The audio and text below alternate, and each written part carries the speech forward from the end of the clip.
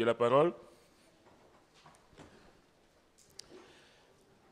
Le titre de mon message ce matin, c'est « Ton Dieu veut que tu sois fort ». Nous commençons une année, nous n'allons pas commencer l'année en disant, en venant encore avec nos soucis, nos fardeaux de l'année dernière, mais en tout cas, Dieu veut que nous soyons des hommes et des femmes fortifiés en lui. On va prendre dans le livre de Josué.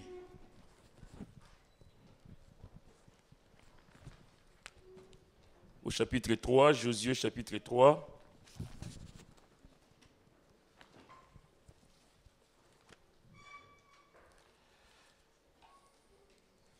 Ce matin, j'aimerais que vraiment nous voyions ce que la Bible nous enseigne par rapport à ce que Dieu attend de chacun de nous. Josué chapitre 3, on va prendre Josué sur le chapitre 3 et quelques versets aussi au chapitre 5. Premier verset nous dit, « Josué s'étant levé de bon matin, partit de Sittim avec tous les enfants d'Israël. Ils arrivèrent au Jourdain, et là, ils passèrent la nuit avant de le traverser. Au bout de 3 jours, les officiers parcoururent le camp et donnèrent cet ordre au peuple. Lorsque vous verrez l'arche de l'alliance de l'Éternel votre Dieu, portée par les sacrificateurs, les Lévites, vous partirez du lieu où vous êtes et vous vous mettrez en marche après elle. Mais il y aura entre vous et elle une distance d'environ 2000 coudées.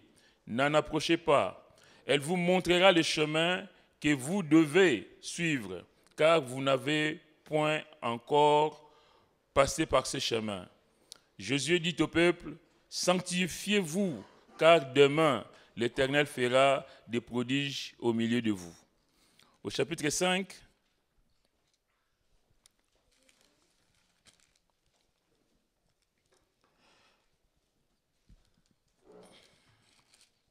au verset 1er, il nous est dit, « Lorsque tout le roi des Amoréens à l'occident du Jourdain et tout le roi des Cananéens près de la mer apprirent que l'Éternel avait mis à sec les eaux du Jourdain devant les enfants d'Israël jusqu'à ce que nous y passés, ils perdirent le courage et furent consternés à l'aspect des enfants d'Israël. » Donc au chapitre 3, on n'a pas lu tous les chapitres, mais il est question ici de traverser le Jourdain. Et Dieu a donné des consignes. Il a dit, lorsque vous verrez l'arche de l'alliance de l'Éternel, votre Dieu, portée par les sacrificateurs, les Lévites, vous partirez. Vous ne partirez pas n'importe comment, vous ne partirez pas quand vous voudrez, mais vous partirez quand vous verrez l'arche de l'alliance portée par les sacrificateurs. Et vous vous mettrez en marche après elle. Vous n'allez pas vous mettre en marche dans un ordre dispersé ou devant l'arche ou à côté de l'arche, mais vous allez vous mettre en marche après elle. Elle vous montrera, plus loin, au verset 4, elle vous montrera le chemin que vous devez suivre, car vous n'avez point encore passé par ce chemin. Il va de soi que nous commençons l'année 2017, nous ne savons pas ce qui nous attend devant. On a tous les vœux que les gens nous font, vœux de bonheur, de prospérité, de richesse, d'amour et tout ce que vous voulez. Mais nul ne connaît l'avenir, sinon Dieu seul. Voilà pourquoi ce matin nous voulons dire, Seigneur, je ne sais pas ce qui m'attend pour cette année, mais je vais avoir les yeux fixés sur toi. Je vais compter sur toi. Ce ne sont pas les belles paroles des uns et des autres.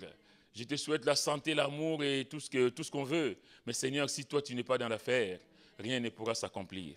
Que Dieu soit béni, parce que plus loin, on voit dans cette lecture que, par exemple au verset 13, « Et dès que les sacrificateurs, au chapitre 3, qui portent l'arche de l'Éternel, le Seigneur de toute la terre, poseront les plantes des pieds dans les eaux du Jourdain, les eaux du Jourdain seront coupées, les eaux qui descendent d'en haut, et elles s'arrêteront en un monceau. » Extraordinaire.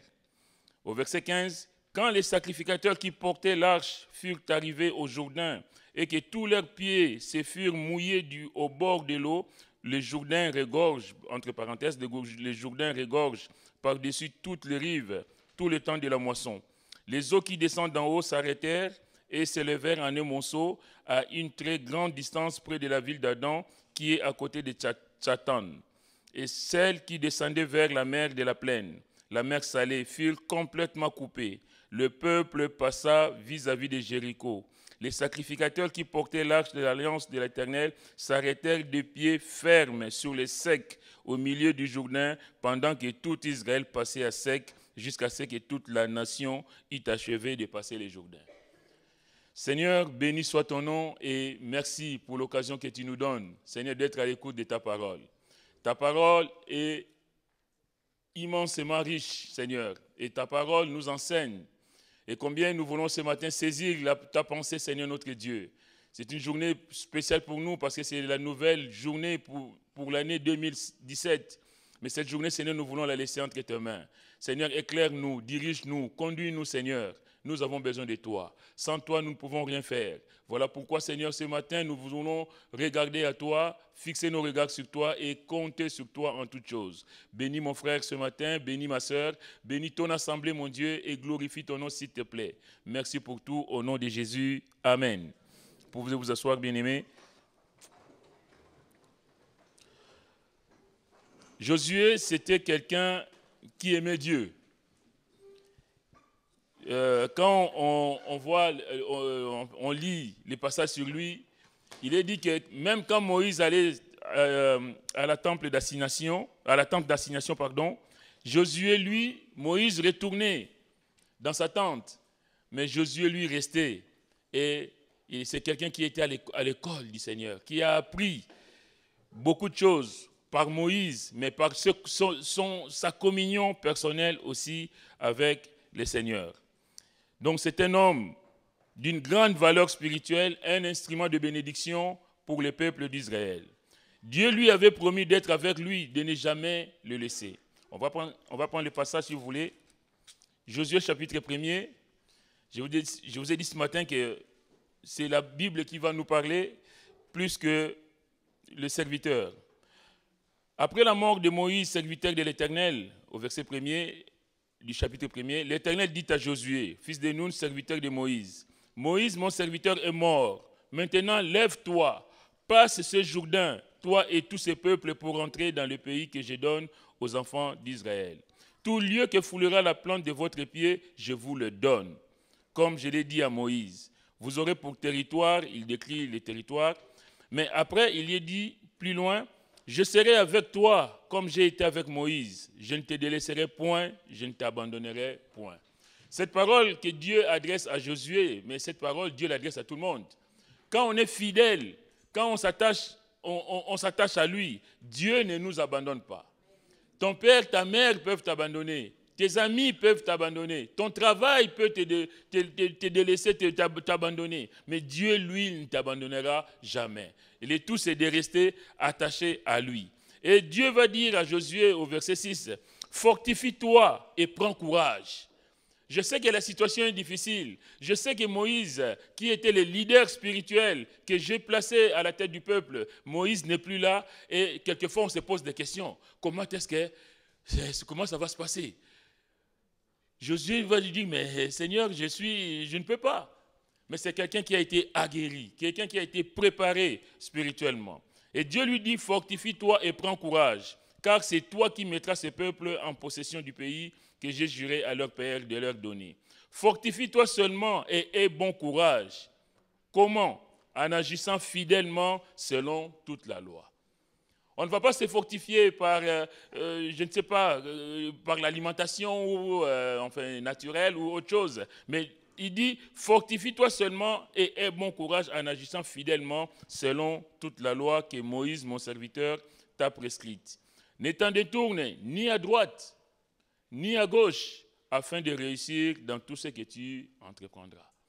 Alors, Dieu lui dit, tu ne vas pas te détourner de la loi, ni à droite, c'est-à-dire pour durcir la loi, parce que les gens, quand ils ont un certain pouvoir, évidemment, ils abusent. Les gens, les hommes, parce qu'il a un certain pouvoir, il veut dominer sur les autres. Et la Bible dit, le Seigneur dit ici à Josué, ne te détourne pas de cette loi, ni à droite, c'est-à-dire ne la rends pas plus dure, ne va pas vers l'extrême, comme on dirait aujourd'hui, et ne va pas non plus, ne l'affaiblis pas non plus. La loi de Dieu, c'est une loi équilibrée. En fait, ne fais pas ce que tu veux par rapport à la parole de Dieu. Bien-aimés, comme nous aussi, quelquefois, nous prenons la parole et on essaye de jouer avec la parole de Dieu. On essaye de la transformer. Est-ce que Dieu a dit vraiment cette parole de cette façon-là? Est-ce que c'est comme ça que tu dois l'interpréter? Et la Bible nous dit, en tout cas le Seigneur dit à Josué aussi, ne te détourne ni à droite ni à gauche afin de réussir dans tout ce que tu entreprendras. Que ce livre de la loi ne s'éloigne point de ta bouche. Médite-le jour et nuit. La réussite dans une vie, en tout cas dans une vie chrétienne, c'est aussi d'être ancré dans la parole de Dieu. Que ce livre de la loi ne s'éloigne point de ta bouche. Médite-le jour et nuit pour agir fidèlement selon tout ce qui est écrit, car c'est alors que tu auras du succès dans tes entreprises, c'est alors que tu réussiras. Ne t'ai-je pas donné cet ordre? Fortifie-toi et prends courage. Fortifie-toi et prends courage.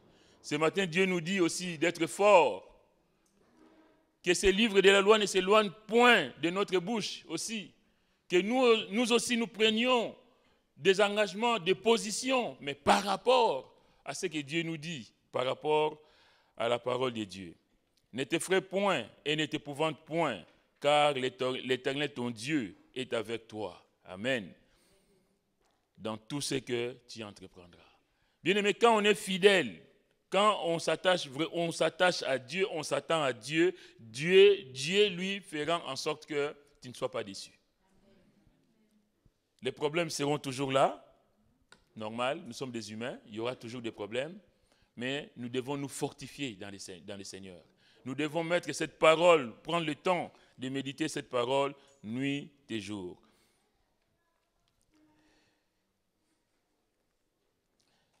La parole de Dieu doit être acceptée dans notre vie, telle que Dieu le désire et non telle que nous le souhaitons ou telle que nous le voulons.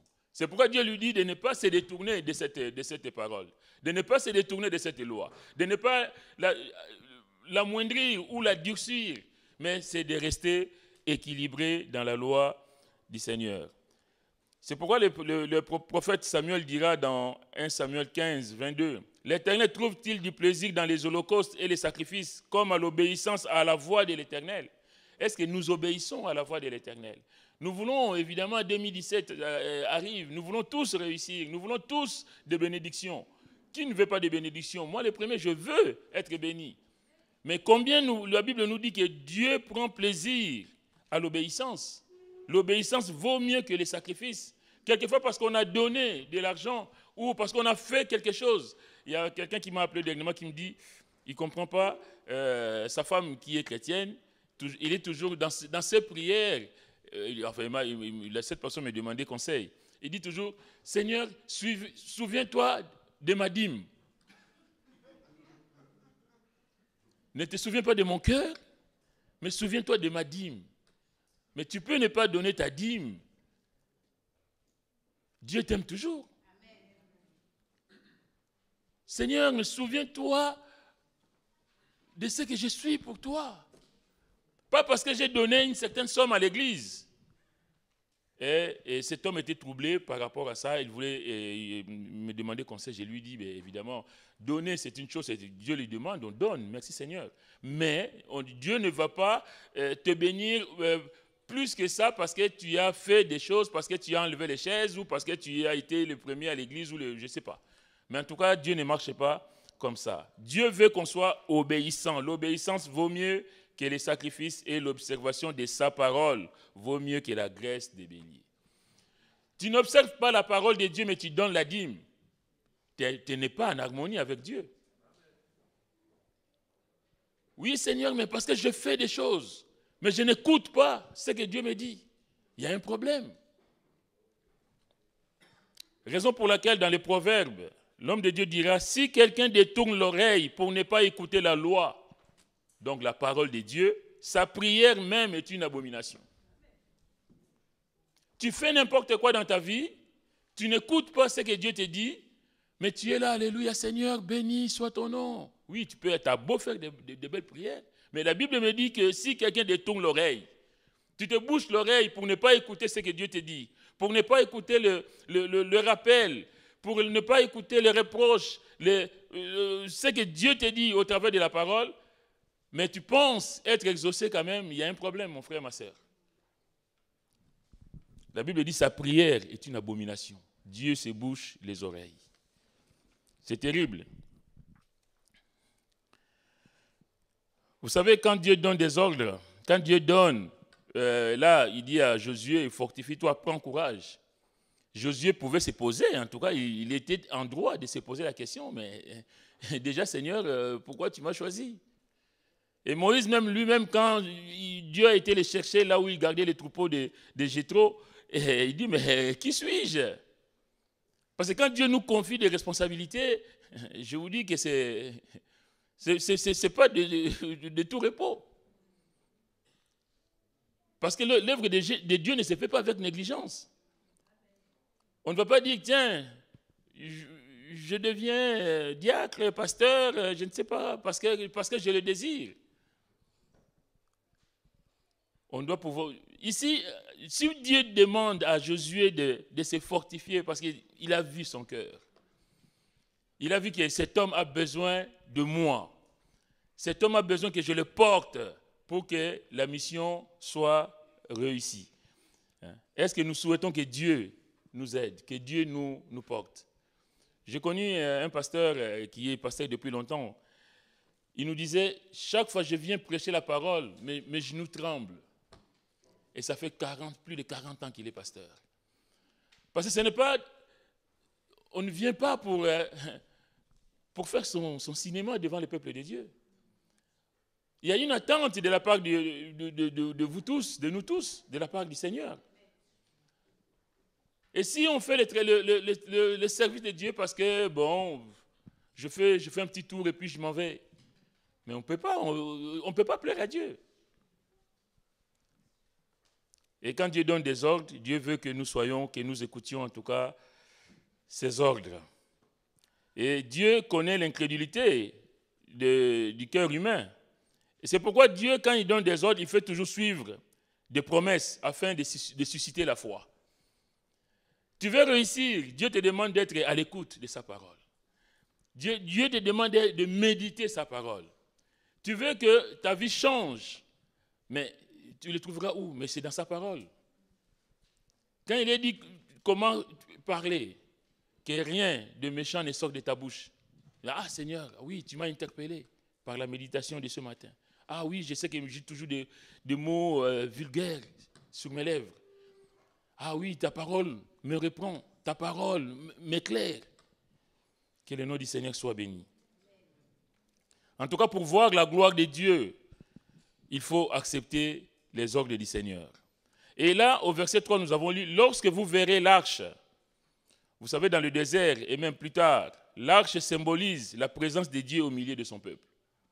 C'est-à-dire que le peuple n'avait pas à bouger de là où il était sans qu'il voie l'arche. Je regarde à l'arche avant de faire le moindre mouvement. Dieu parla à Moïse et lui dit, dans Exode 25, « Ils me feront un sanctuaire et j'habiterai au milieu d'eux. » Donc Dieu lui-même était présent au milieu du peuple. Et quand le peuple se déplaçait, l'arche portée par les Lévites, par les sacrificateurs, était placée au milieu. Le peuple se campait et l'arche était au milieu. Mais ce jour-là, Dieu demande que l'arche soit devant.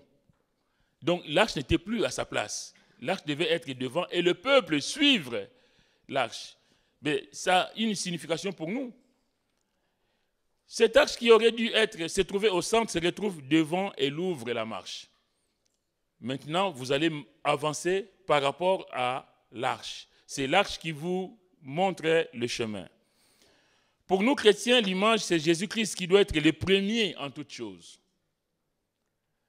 Le Seigneur doit être le premier, la priorité de notre vie. Est-ce que nous faisons de Jésus la priorité de notre vie?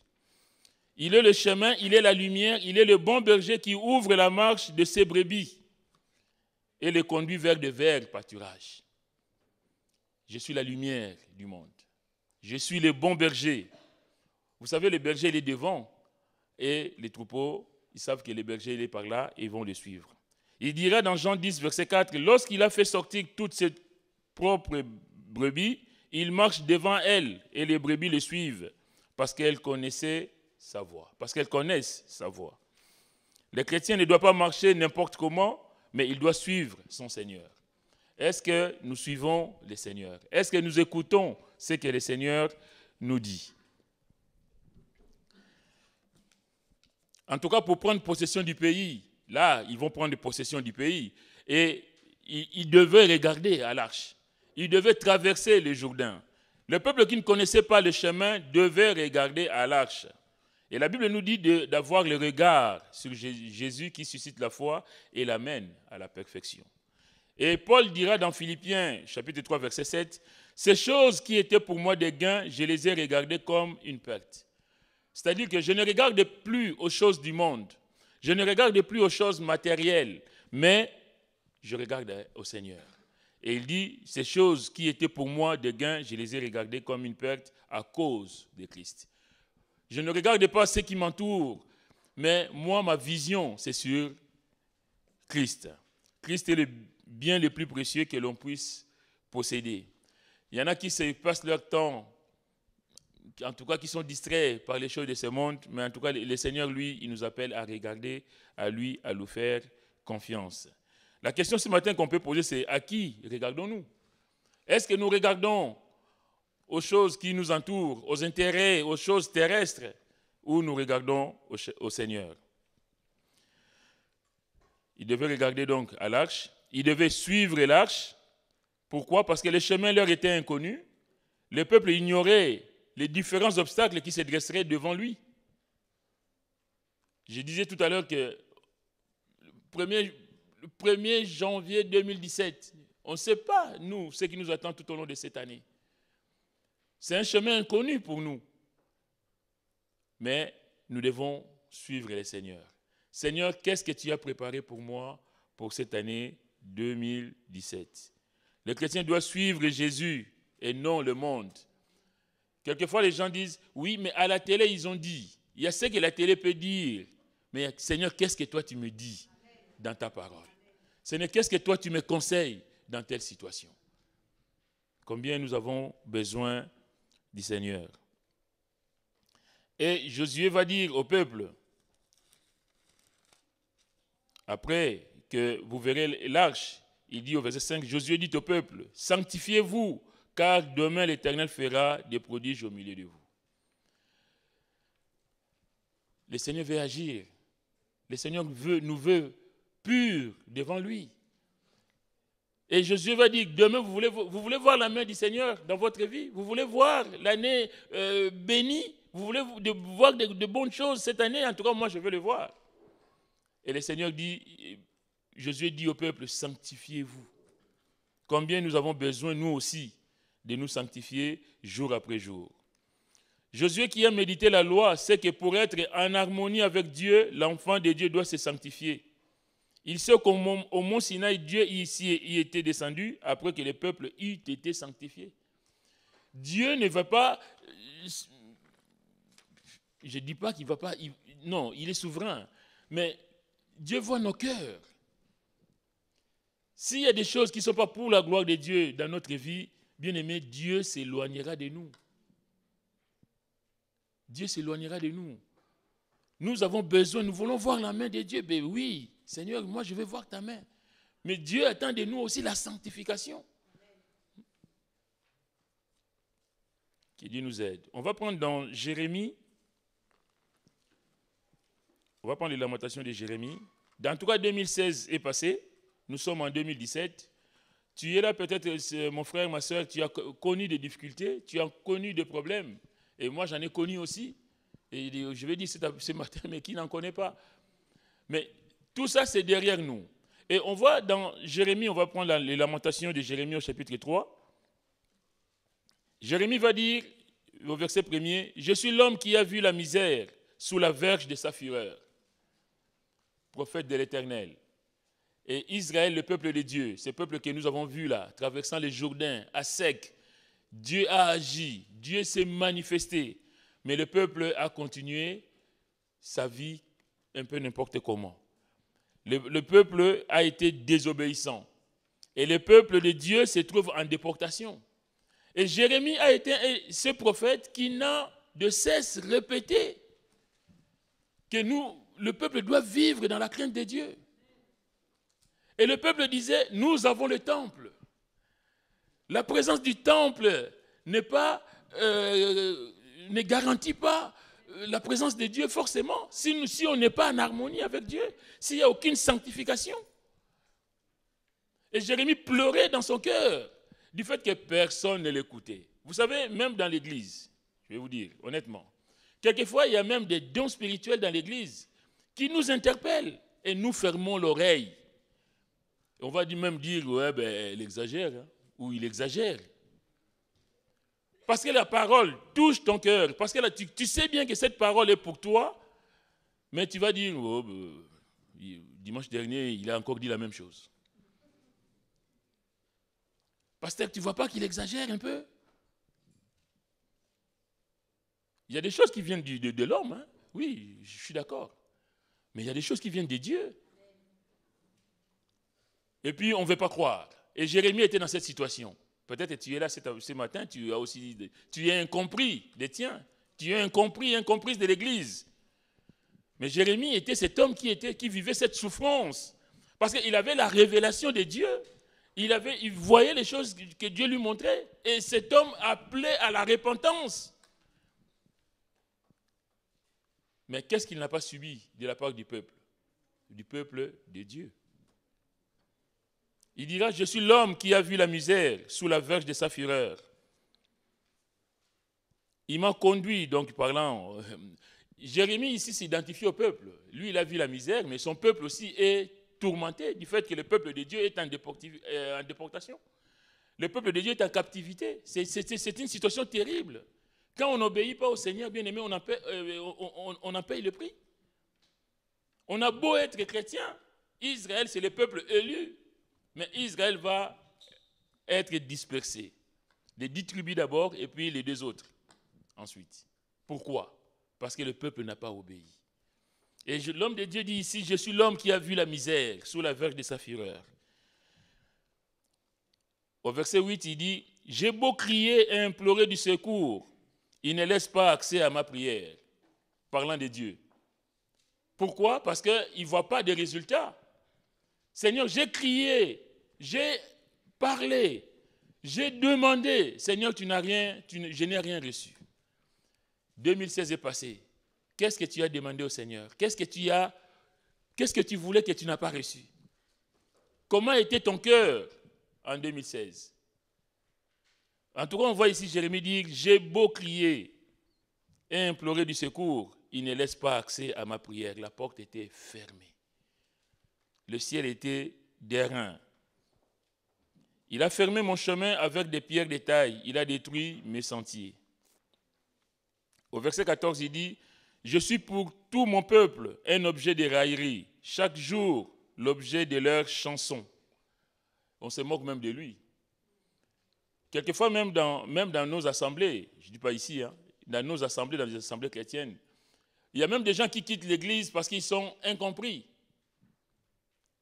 Il a peut-être reçu des choses de Dieu, mais parce que nous, on ne veut pas. On ne veut pas se conformer à ce que la personne dit. Et nous qui sommes pasteurs, mais on reçoit des plaintes aussi. Pasteur, mais vous savez, ça fait toujours pourquoi c'est toujours lui, pourquoi c'est toujours elle? Mais quand c'est comme ça, c'est parce qu'il y a quelque chose derrière. Et Jérémie était dans cette situation. Je suis pour mon peuple un objet de raillerie, chaque jour l'objet de leur chanson. Il m'a rassasié d'amertume, il m'a enivré d'absinthe, il a brisé mes dents avec des cailloux, il m'a couvert de cendres. Le verset 17 me fait encore plus mal. Il dit, tu m'as enlevé la paix, je ne connais plus le bonheur. Peut-être toi aussi, tu n'avais pas la paix l'année 2016. Peut-être que tu n'étais pas heureux en 2016. Peut-être que tu as demandé aussi à Dieu et que Dieu n'a pas répondu. En tout cas, tu n'as pas eu de réponse que tu attendais. Et Jérémie était dans la même situation. Et je lui ai dit, et j'ai dit, ma force est perdue, verset 18. je n'ai plus d'espérance en l'Éternel. Combien de fois des chrétiens nous disons aussi la même chose? Seigneur, j'ai beau prier, j'ai beau jeûner, j'ai fait des choses, Seigneur, et il n'y a aucune réponse. Je n'ai plus d'espérance en l'Éternel. Qu'un enfant de Dieu en arrive là, et même qui sont tentés à retourner dans le monde. Je suis venu à l'église, je n'ai pas reçu ce que j'attendais, ce qu'on m'avait présenté, ce qu'on m'avait dit. Viens Jésus, tu seras guéri. Viens Jésus, tu auras des choses. Et puis, je suis venu, je n'ai rien eu. Bon, ben, machine arrière. Ma force est perdue, je n'ai plus d'espérance en l'Éternel. Mais l'homme de Dieu, c'est... L'enfant de Dieu, en tout cas, je vais dire, c'est quelqu'un qui a cette connaissance de Dieu. Je sais que même si j'ai demandé des choses au Seigneur, même si en 2016, Seigneur, j'ai jeûné, j'ai prié pour certaines situations, et que je n'ai pas eu de résultats escomptés, Seigneur, mais je continue à compter sur toi. Alléluia. Seigneur, je continue à m'accrocher à toi, Seigneur mon Dieu, parce que je sais en qui j'ai cru. Alléluia. Et Jérémie va dire au verset 19, « Quand je pense à ma détresse, à ma misère, à l'absinthe et au poison, quand mon âme s'en souvient, elle est abattue au-dedans de moi. » C'est ce qu'on a parlé. On parlait tout à l'heure des suicides, mais c'est ça. On arrive à la fin. Seigneur, j'ai tout tenté, j'ai tout essayé, rien à faire. C'est terrible. Mais lui, il va dire au verset 21, « Voici ce que je veux repasser en mon cœur, ce qui me donnera de l'espérance. J'ai tout essayé, j'ai échoué, je n'ai rien eu, mais Seigneur, je n'abandonne pas. Seigneur, mais où est-ce que je vais aller? Quelquefois, on dit, Seigneur, je suis malade, ça fait 10 ans, 20 ans. Oui, mais tu vas aller où? Parce que le médecin de médecin, c'est lui. Si je ne suis pas guéri, oui, je continue le traitement, mais Seigneur, je continue aussi à espérer sur toi, à compter sur toi.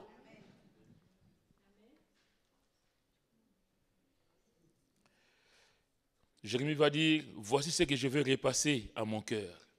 Ce que je vais repasser. Vous savez, repasser, ça veut dire passer et repasser, passer plusieurs fois.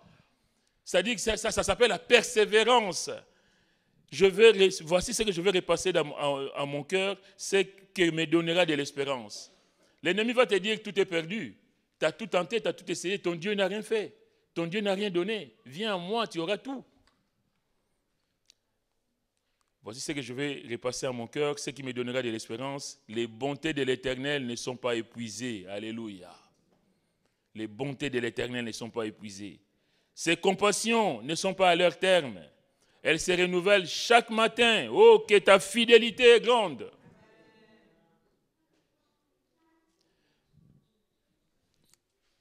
Il était au fond du trou. Il n'a pas renoncé. Il a souffert. Il dit qu'il n'avait plus la paix, qu'il n'avait plus de bonheur, qu'il a perdu toute espérance. Mais il y a cet éclair qui lui dit, mais oh, mais tu vas aller où? Qu'est-ce que tu vas faire d'autre? Le Seigneur, il est souverain. Il fait ce qu'il veut. Il n'y a que lui qui peut te sortir de là. Même si ça prend 30 ans, persévère. Parce que la solution, la meilleure des solutions, c'est toujours lui. Donc tu ne peux pas compter sur un homme. D'ailleurs, malheur à quiconque se confie, met sa confiance dans l'homme.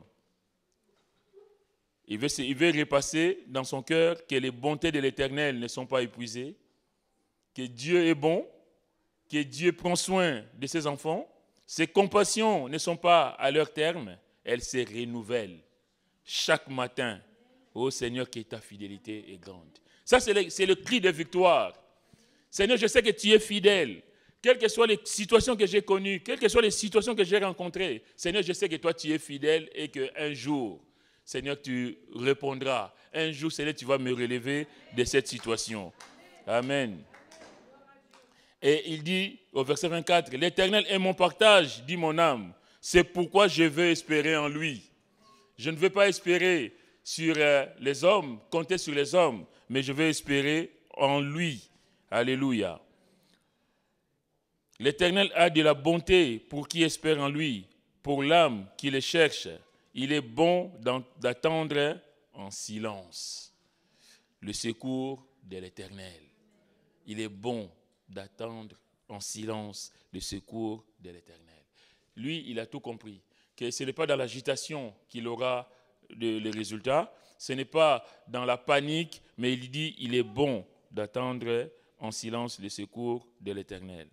Au verset 31, il dit « Car le Seigneur ne rejette pas toujours. » Ah, le Seigneur ne rejette pas toujours, mais lorsqu'il afflige, il a compassion selon sa grande miséricorde. Peut-être qu'il y a des choses dans ma vie qui n'ont pas été pour la gloire de Dieu. Peut-être que Dieu m'a corrigé ou Dieu a un message pour moi, mais c'était pour un temps. Verset 33, « Car ce n'est pas volontiers qu'il humilie et qu'il afflige les enfants des hommes. » Il y a quelquefois des situations que nous traversons qui sont dues au fait que nous nous sommes mal comportés. C'est pourquoi ici Jérémie va dire au verset 34, « Quand on foule aux pieds tous les captifs du pays, quand on viole la justice humaine, c'est-à-dire quand on vit dans la fraude, on n'est pas en accord avec Dieu. Et quelquefois on en paye le prix. Et on se dit, Seigneur, mais tu es où? Je ne te vois pas. Mais est-ce que tu as analysé ta vie? Est-ce que tu as analysé ta conduite? Ici, il dit en tout cas, quand on viole la justice humaine à la face du Très-Haut, Dieu, même si les hommes ne t'ont pas vu, mais Dieu t'a vu. Quand on fait tort à autrui dans sa cause, le Seigneur ne le voit-il pas? Plusieurs fois, je prends l'exemple de l'homme et de la femme, des couples ici, mais pareil. Quand tu fais des choses en cachette, croyant que ton mari ou ta femme ne t'a pas vu, mais Dieu t'a vu. Tu fais du tort à ta femme ou à ton mari, et même parfois à tes enfants. Et tu dis que personne ne m'a vu. Quand on fait tort à autrui dans sa cause, le Seigneur ne le voit-il pas? Qui dira qu'une chose arrive sans que le Seigneur l'ait ordonné? N'est-ce pas de la volonté du Très-Haut que viennent les maux et les biens?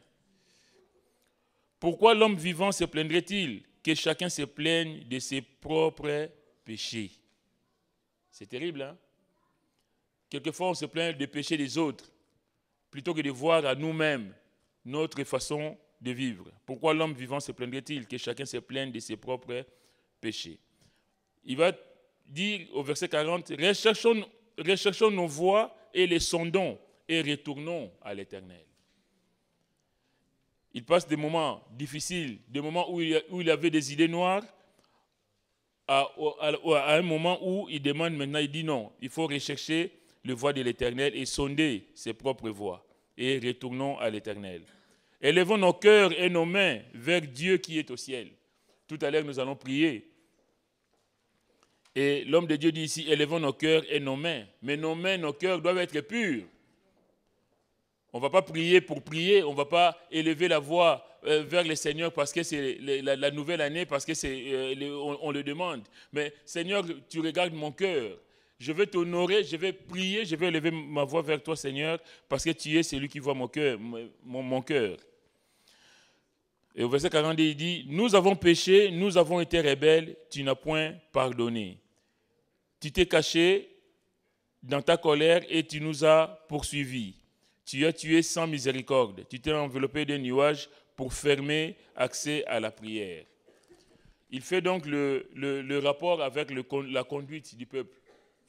Que le peuple a péché, qu'aujourd'hui, s'il en arrive là, c'est parce qu'il y avait des choses pas bien dans leur vie. Combien nous aussi, mes frères, mes sœurs, ce matin, je vais dire que nous voulons voir la main de Dieu.